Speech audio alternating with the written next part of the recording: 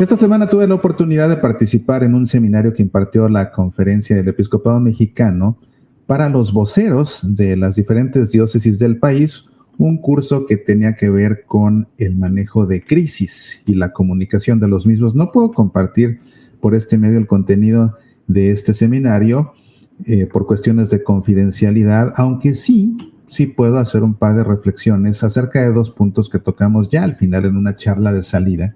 Fue una experiencia muy enriquecedora poder compartir esta semana con personas que a lo que se dedican precisamente es a dar la cara por la iglesia, dar la cara por la iglesia. Seguramente a ti te ha pasado también que has tenido que dar la cara por la iglesia en alguna ocasión, o bien defendiéndola, o bien dando alguna explicación, y vaya que no es tarea fácil. Imagínate las personas que a eso se dedican, y sobre todo en una crisis, porque mientras más grande sea la crisis, bueno, tienen que enfrentar a la prensa y a los medios de comunicación que se les dejan ir a veces como una jauría.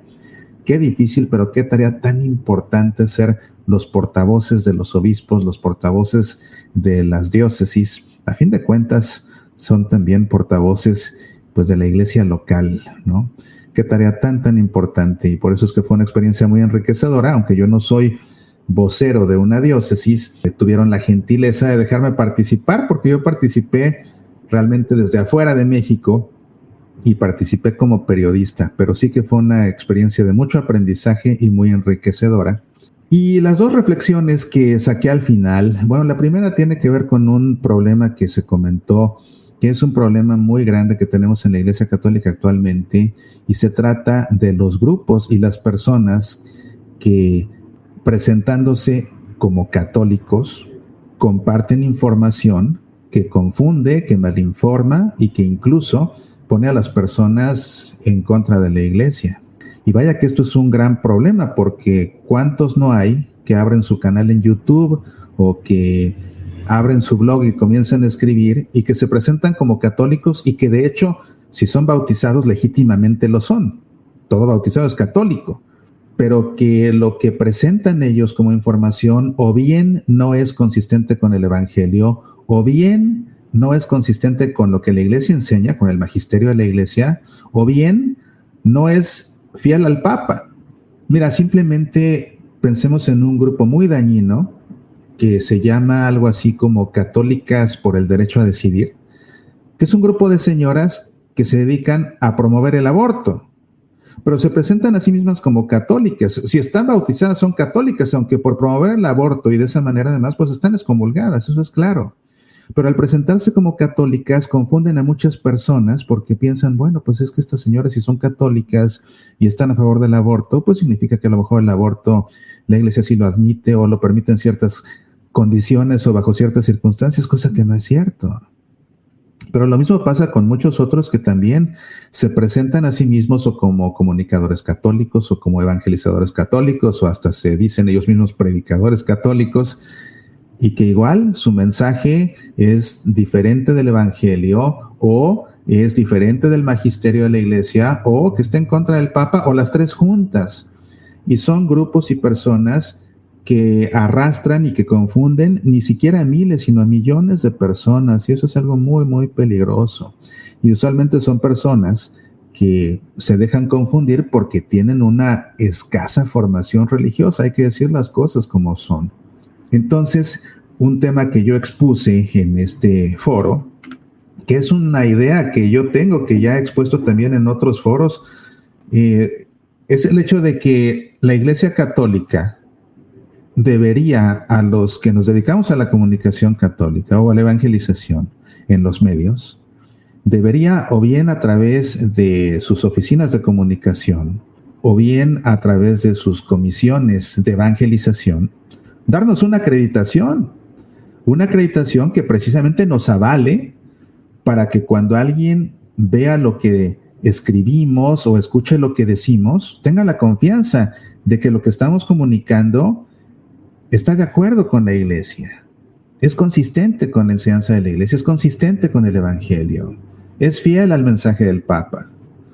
Qué útil sería que se nos diera una acreditación así precisamente, porque te digo, cualquiera que esté bautizado legítimamente se puede presentar como católico, pero lamentablemente eso no es garantía de que lo que va a decir sea ni consistente con el Evangelio, ni consistente con el magisterio, ni fiel al Papa.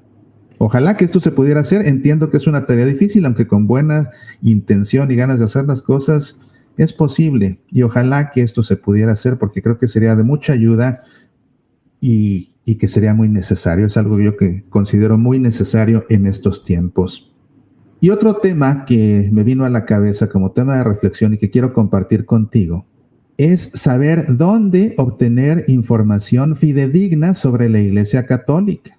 Porque igual en las redes sociales hay un torbellino de información que lo mismo información veraz que información falsa se confunden y muchas personas se dejan atrapar y confundir, y si vieras la cantidad de preguntas o incluso diciéndoles por su nombre de tonterías que tengo que estar corrigiendo porque me mandan a mí preguntas que si será cierto el mensaje que una niña recibió de la Virgen hace 2 días y todo porque lo vieron en un video en YouTube. De manera que es importante saber dónde encontrar información confiable y oficial de la Iglesia en sus diferentes ámbitos. Mira, toma nota porque esto es muy importante si es que acaso no lo conoces. La fuente oficial de información sobre el Papa, sobre el Vaticano y sobre la Iglesia a nivel universal, a nivel global, es lógicamente el Centro de Información del Vaticano. Entonces, ve al sitio www.news.va, www.news.va. Esa página de noticias diarias del Vaticano, la encuentras en español, en inglés, en italiano, en francés, en varios idiomas. Y ahí te puedes informar acerca otra vez del Papa, acerca del Vaticano y acerca de la Iglesia a nivel global. Por ejemplo, los eventos de la Iglesia que tienen relevancia a nivel internacional, ahí te puedes enterar acerca de ellos. Lógicamente también, si visitas el sitio de Radio Vaticana y escuchas el informativo del Vaticano en español que tienen podcast todos los días, pues también te vas a enterar de todo esto. A nivel de tu país, la fuente oficial es la página de la Conferencia Episcopal de tu país en Internet. Todas las conferencias episcopales tienen una página en Internet y suele tener una sección de noticias.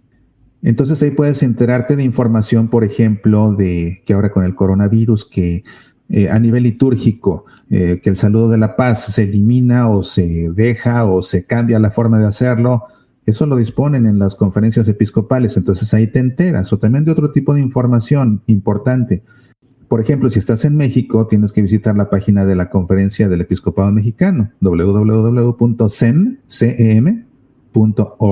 O si estás en Estados Unidos, es la US Conference of Catholic Bishops, usccb.org. Y ahí te enteras. Eso a nivel de tu país. Lo mismo, pues en el país donde vivas, busca por la página de la Conferencia Episcopal de tu país. A nivel local, es decir, a nivel diocesano o arquidiocesano, igual busca la página en internet de tu diócesis o de tu arquidiócesis y ahí te enteras de lo que pasa en tu diócesis y te enteras también de lo que el obispo enseña, dispone, prohíbe, propone. Ahí te enteras de todo eso. Pero además, las conferencias episcopales y las diócesis suelen tener sus canales y sus páginas en las redes sociales. Busca por su Twitter, también busca, por ejemplo, por el Twitter de tu obispo. Busca por sus páginas en Facebook, busca por sus canales en YouTube y te suscribes a todos ellos. Y de esa forma vas a enterarte prácticamente en tiempo real de cualquier información relevante que compartan.